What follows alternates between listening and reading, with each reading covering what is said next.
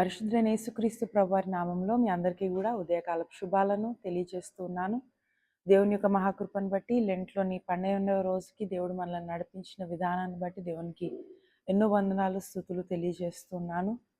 గతించిన దినములలో కొన్ని అననుకూల పరిస్థితుల వల్ల మీ దగ్గరికి రాలేకపోయినాను.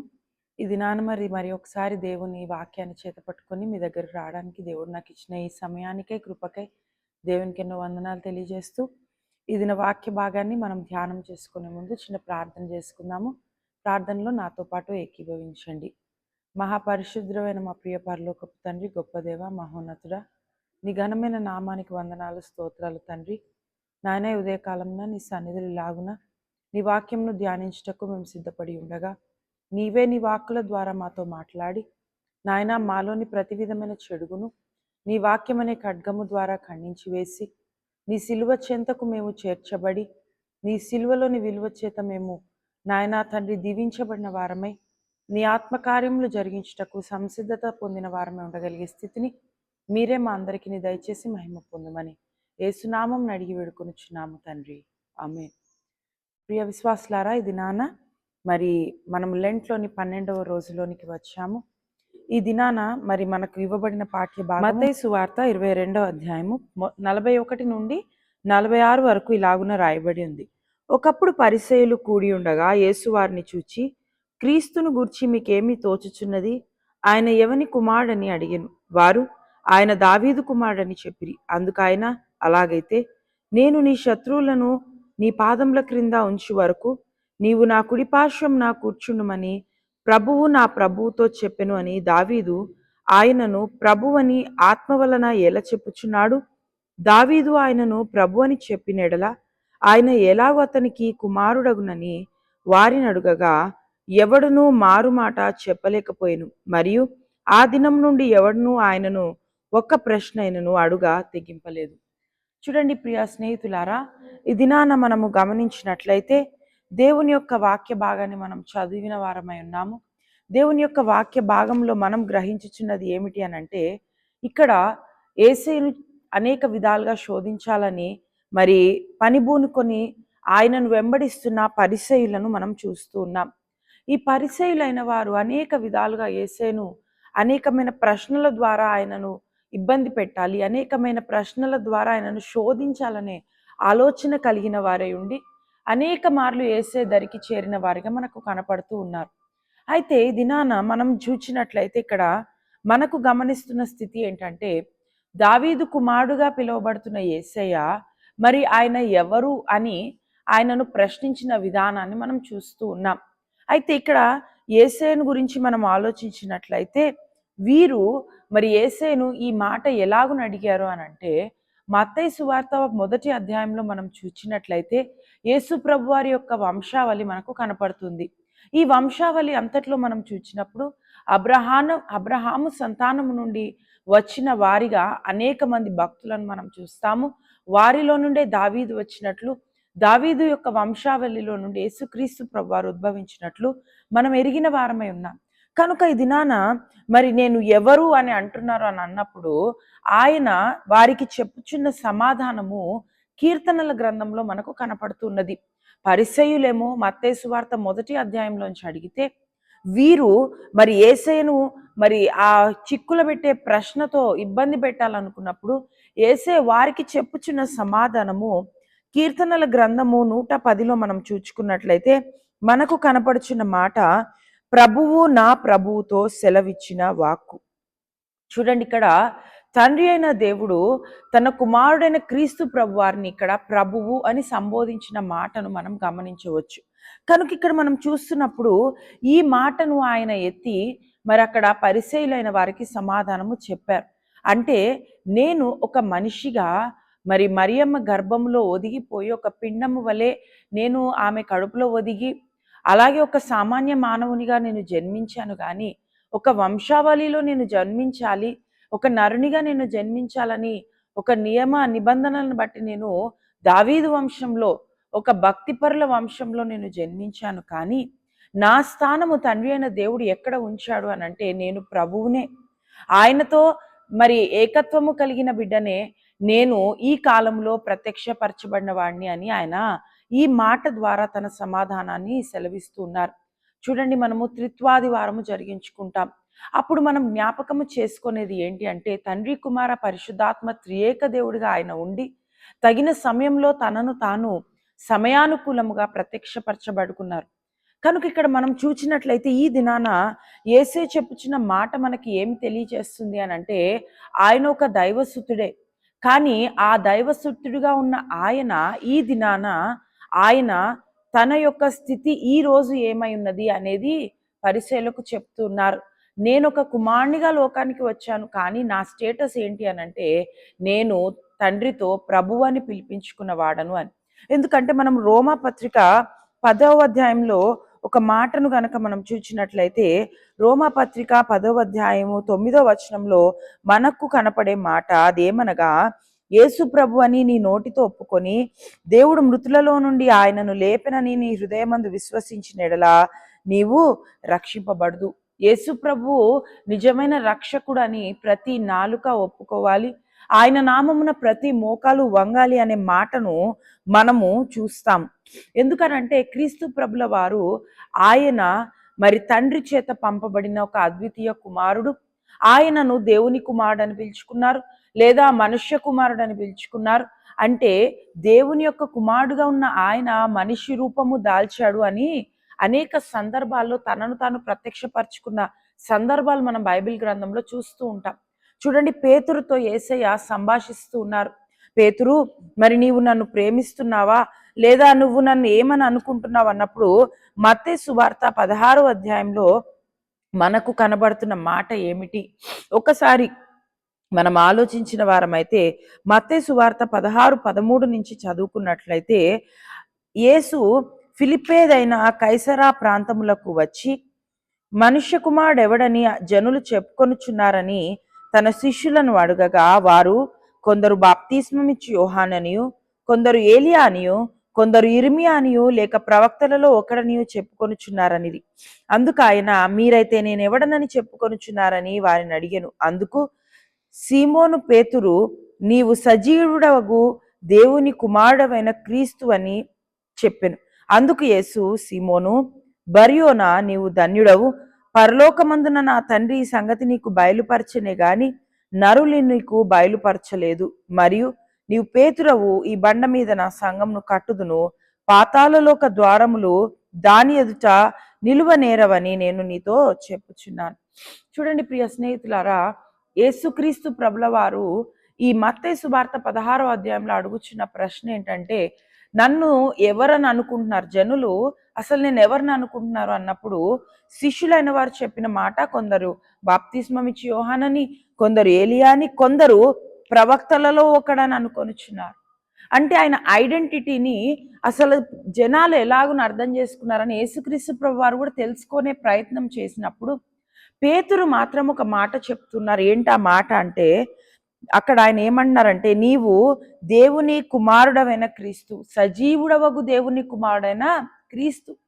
యేసయ్య ఈ మాటను వినగానే సీమోను పేతురుని యొక్క ప్రశంసతో ఆయన మరి పొగుడుతున్నట్లు మనం చూస్తున్నాం. ఏంటి ఆ మాట అంటే, సీమోను బర్యోనా, నీవు ధన్యుడవు. ఈ మాట నీకు ఎవరు చెప్పారంటే, పరలోకమందున్న నా తండ్రి ఈ సంగతి నీకు బయలుపరచనే గాని నరులు నీకు బయలుపరచలేదు. ఈ మాటలోని అర్థం ఏంటంటే, తండ్రి అయిన దేవుడు తెలియచేస్తే తప్పించి యేసుక్రీస్తు ప్రభువారు నిజ రక్షకుడు అని ఎవ్వరూ కూడా దానిని యాక్సెప్ట్ చేయలేరు. ఏ నరుడు కూడా దానిని మరి గ్రహించలేడు, లేకపోతే ఏ నరుడు కూడా దానిని డిక్లేర్ చేయలేరు. కానీ నేను తండ్రి చేత పంపబడిన వాడిని, తండ్రి నన్ను ఆమోదించి ఈ భూలోకానికి పంపారు, ఆయన పని నిమిత్తము పంపారు, ఆయన ప్రణాళిక నిమిత్తం నన్ను పంపించారు. కనుక నేను తండ్రి అయిన దేవుని కుమారుడను అన్న మాటను నీకు ఎవరు తెలియచేశారంటే, పరలోకమందున నా తండ్రే తెలియచేశారు. ఎందుకనంటే అది ఏ నరుడు కూడా గ్రహించలేని ఒక మర్మము. ఏ నరుని జ్ఞానానికి సరిపోయేంతటి ఆ జ్ఞానము మనకి, తండ్రి ఆలోచనలను, తండ్రి కార్యాలను అర్థం చేసుకునేంతటి జ్ఞానం ఏ నరుడికి లేదు. కనుక ఈ దినాన మనం గమనించినట్లయితే ప్రియ స్నేహితులారా, దేవుని కార్యాలు, తండ్రి తన కుమారుని పంపించిన విధానము గురించి కానివ్వండి, ఆయన సిలువపై మరణించి తిరిగి లేచి ఆరోహణమైన ఈ ప్రణాళిక అంతటిని అర్థం చేసుకోవాలంటే మనలో ఉండవలసినది దేవుని యొక్క ఆత్మ. పరిసయులైన వారు దురాత్మ కలిగిన వారిగా, దురాలోచనలు కలిగిన వారుగా, వ్యర్థమైన ప్రశ్నల చేత యేసు ప్రభుల వారిని ఇబ్బంది పెట్టాలి, బాధ పెట్టాలి, శోధించాలనే ఆలోచనలతో వారు మసలుతూ ఉన్నారు కనుక వారిని యేసే దినాన గద్దిస్తున్న కార్యాన్ని మనం చూస్తున్నాం. కనుక ఆయన దైవస్తునిగా మన మధ్యకు వచ్చారు. ఎలాంటి కార్యాలను జరిగించారు అని మనం చూస్తే, మరణించిన వారిని సైతము, కుళ్ళిపోయిన శవాలను సైతమైన లేపిన దేవుడు, కుష్ఠరోగులను స్వస్థపరిచిన దేవుడు, తన ఆత్మలో శిష్యులైన వారికి పాలిచ్చి మీరు నాకంటే గొప్ప కార్యాలు చేయగలరు అని ఒక పామరులుగా ఉన్న ఏమి జ్ఞానము లేని ఆ శిష్యులను తన బిడ్డలుగా మరి యేసుక్రీస్తు ప్రభువారు మార్చుకున్న విధానాన్ని మనం చూస్తే అది ఏ మానవునికి సాధ్యము కాని విషయం. కానీ ఇది ఎవరి వల్ల సాధ్యమైందంటే తండ్రి చేత పంపబడి, తండ్రి ఆత్మలో పాలు పొందుకొని, తండ్రి కార్యములు జరిగించడానికి భూలోకానికి వచ్చిన యేసుక్రీస్తు ప్రభుల వారి వల్ల మాత్రమే ఇది సాధ్యమైంది. కనుక మనము చాలాసార్లు దేవునిని శోధించే వారముగా ఉంటాం. నీవు నిజంగా దేవుడవైతే నాకు ఇది చెయ్యి, నువ్వు నిజంగా దేవుని కుమారుడవైతే నాకు ఇది చెయ్యి అని మనము ప్రార్థనలో కూడా దేవుని ఆయాసపరిచే వారమై ఉంటాం. కానీ గమనించాల్సింది ఏంటంటే ఆయన తండ్రి చేత ప్రభువు అన్న పిలుపును అందుకున్నవారు, ప్రభువుగా తను పిలువబడిన వారై ఉన్నారంటే ఆయన యొక్క అంతస్తు, ఆయన యొక్క స్థానము నీవు అడిగిన ప్రార్థన నెరవేర్పు రానప్పుడు ఆయన అంతస్తు మారిపోదు, ఆయన స్థానము మారిపోదు. కానీ నీ విశ్వాసమే తొట్టిల్లుతుంది. కనుక ప్రియ స్నేహితులారా, ఈ దినాన దేవుని వాక్యాన్ని మనము గమనిస్తున్నప్పుడు మనము దేవుని ఆత్మ కలిగిన వారమైతేనే దేవుని సంగతులను జ్ఞానాన్ని బట్టి అర్థం చేసుకోగలుగుతాం, క్షుణ్ణంగా వాటిని అర్థం చేసుకోగలుగుతాం. అంతేగాని దేవునిని శోధించడం ద్వారా మన కార్యములు సఫలము కావు, అవి నిష్ప్రయోజనములుగానే మిగిలిపోతాయి. ఎందుకనంటే ఫిలిప్పీ పత్రికలో గనక మనం చూచుకున్నట్లయితే అక్కడ మనకు కనపడే మాట, ఫిలిప్పీ పత్రిక 2వ అధ్యాయము 11వ వచనంలో మనం చూచినట్లయితే, ప్రతివాని నాలుకయు తండ్రి అయిన దేవుని మహిమార్థమై యేసుక్రీస్తు ప్రభువని ఒప్పుకొనున్నట్లును దేవుడు ఆయనను అధికముగా హెచ్చించి ప్రతి నామమునకు పైనామమును ఆయనకు అనుగ్రహించెను. ఈ వాక్యము పరిసయ్యులకు ఒక ఆన్సర్. ప్రతి నాలుక కూడా ఆయన నామమును స్తుతించగలిగేలాగా, ఎలాగునా తండ్రి మహిమార్థమై యేసుక్రీస్తు ప్రభుల వారిని యాక్సెప్ట్ చేసే విధంగా ఆయన ఏమంటున్నారంటే దేవుడు ఆయనను అధికముగా హెచ్చించాను. యేసు ప్రభు వారు చేసిన ప్రతి కార్యము తండ్రి చేత ఆమోదింపబడిన కార్యం. యేసే చేసిన ప్రతి బోధ తండ్రి యొక్క మెప్పును పొందుకున్న బోధ ఉన్నది. కనుక ఇక్కడ ఆయనను అధికముగా హెచ్చించి ప్రతి నామమునకు పై నామముగా ఆయన నామాన్ని తండ్రి అయిన దేవుడు ఉంచి ఉన్నారు. కనుక మనం ఇక్కడ చూచినప్పుడు తండ్రి అయిన దేవుని చేత పంపబడిన కుమారుడైన క్రీస్తు ప్రభుల వారు మన యొక్క ఈ జీవితాలను మరి ఒక సన్మార్గంలో నడిపించాలని తన యొక్క ప్రాణాన్ని సైతము పణముగా ఇచ్చివేసిన వారిగా మనకు కనపడుతూ ఉన్నారు. ఆయన జీవితంలోని అనేకమైన ఘట్టాలను మనం గమనిస్తున్నప్పుడు మట్టలాది వారము మొదలుకొని ఆయన సిలువపై మృతి చెంది తిరిగి లేపబడిన సమయాలన్నీ మనం గమనిస్తున్నప్పుడు ఎవరి కొరకయ్యా నీవు ఇంత శ్రమ పడుతున్నావు, గెత్సెమనెలో ఇంత చింతాక్రాంతుడవై ఎందుకు నీవు కన్నీళ్లు కారుస్తున్నావు, నీ రక్తంని ఎందుకు మరి అలాగున చెమట వలె నీవు ఉబుకింప చేస్తున్నావు అని అడిగితే ఆయన చెప్పే సమాధానము, నన్ను ఆరాధించి నన్ను సేవించే నా ప్రియ జనము కొరకు అని. కనుక ఈ దినాన మనం గమనించాల్సింది ఏంటంటే యేసుక్రీస్తు ప్రభుల వారు ఆయన చెప్పిన నామాన్ని బట్టి, ఆయన పొందిన ఘనతను బట్టి మనలను హెచ్చించి దేవుడై ఉన్నారు. మనం ఆయనను ఎప్పుడైతే నమ్ముకుంటామో, ఎప్పుడైతే ఆయనను ఆశ్రయిస్తామో, ఎందుకంటే ఇందాక మనం మత్తయి సువార్త 16వ అధ్యాయంలో ఒక మాట చదువుకున్నాం, పేతురు యేసేకి జరిగిన సంభాషణ. అందులో ఎప్పుడైతే మనం దేవుని ఆత్మ కలిగి యేసయ్యే నిజ రక్షకుడు అని మనం యాక్సెప్ట్ చేస్తామో ఆయన ఇచ్చే కొన్ని బెనిఫిట్స్, కొన్ని ప్రామిసెస్ మనకు కనపడుతున్నాయి. 18వ వచనంలో ఏంటంటే, మరియు నీవు పేతురవు, ఈ బండ మీద నా సంఘమును కట్టుదును, పాతాళలోక ద్వారములు దాని ఎదుట నిలువ నేరవని నేను నీతో చెప్పుచున్నాను. ఎప్పుడైతే పేతురు యేసయ్యను తన ఆత్మ చేత, దేవుని ఆత్మ చేత ఒప్పుకున్నాడో, నీవే నిజమైన దేవుని కుమారుడు అని యాక్సెప్ట్ చేశాడో, యేసయ్య పేతురుకు ఒక మరి అథారిటీ ఇవ్వబోతూ ఉన్నారు. యేసయ్య పేతురికి ఒక అధికారము, ఒక చక్కటి బ్లెస్సింగ్, ఒక ఆశీర్వాదకరమైన స్థితి, ఒక ఘనత కలిగిన స్థితిని ఆయన ఇస్తున్నట్లు ఇది నాన్న మనం గమనించవచ్చు. ఆయన ఏమంటున్నారంటే, నీవు పేతురవు, నీ మీద నేను నా సంఘాన్ని కట్టుకుంటాను, నీవు నా సంఘానికి పునాది వై ఉంటావు, నేను నీకు ఏమేమి ఇస్తానంటున్నానంటే పాతాళలోకపు ద్వారపు చెవులు, అలాగే ఆయన ఏమంటున్నారంటే ఏ పాతాళ లోకపు ద్వారములు నీ ఎదుట అవి నిలువ నేరవు అన్న మాటను ఆయన చెప్తూ ఉన్నారు. ఇక్కడ మనం గమనించినట్లయితే ఈ పాతాళ లోకపు ద్వారములు సంఘము ఎప్పుడైతే ఆత్మచేత నింపబడుతుందో వారి ఎదుట అవి నిలువ నేరవు. కనుక మనం గమనించాల్సింది దినాన్ని ఏంటంటే, మనకు దేవుడు కొన్ని ఆధిక్యతలు ఇవ్వాలని ఆశపడుతున్నారు, కానీ మనము దేవుని ఒక్కొక్కసారి శోధించే వారముగా ఉండి వాటిని పోగొట్టుకొనిచున్నాం. ఇది నాన్న పేతురు తాను పొందుకున్న స్థితి ఏంటంటే, ఎప్పుడైతే తను దేవుని ఆత్మచేత క్రీస్తు ప్రభుల వారిని యాక్సెప్ట్ చేశాడో వెంటనే యేసయ్య అక్కడ ఒక చక్కటి దీవెన ఆశీర్వాదము, తన యొక్క స్థితి వెంటనే మార్చబడింది. శిష్యులలో ఒకటిగా ఉన్న పేతురు ఇప్పుడు శిష్యులకు ఒక మాదిరి కలిగిన వాడిగా, శిష్యులకు క్రైస్తవ సంఘానికి పునాదిగా మార్చబడ్డాడు, ఒక ఆధిక్యత కలిగిన వాడిగా మార్చబడ్డాడు. శిష్యులందరూ ఒక విధమైన సమాధానము చెప్తే పేతురొక్కడు మాత్రము దేవుని ఆత్మచేత నింపబడి తండ్రి అయిన దేవుడిచ్చిన జ్ఞానము చేత యేసును రక్షకునిగా డిక్లేర్ చేస్తూ ప్రకటిస్తూ ఆయన చేసిన ఈ యొక్క స్టేట్మెంట్ని బట్టి ఆయన స్థితి దినాన మార్చబడింది.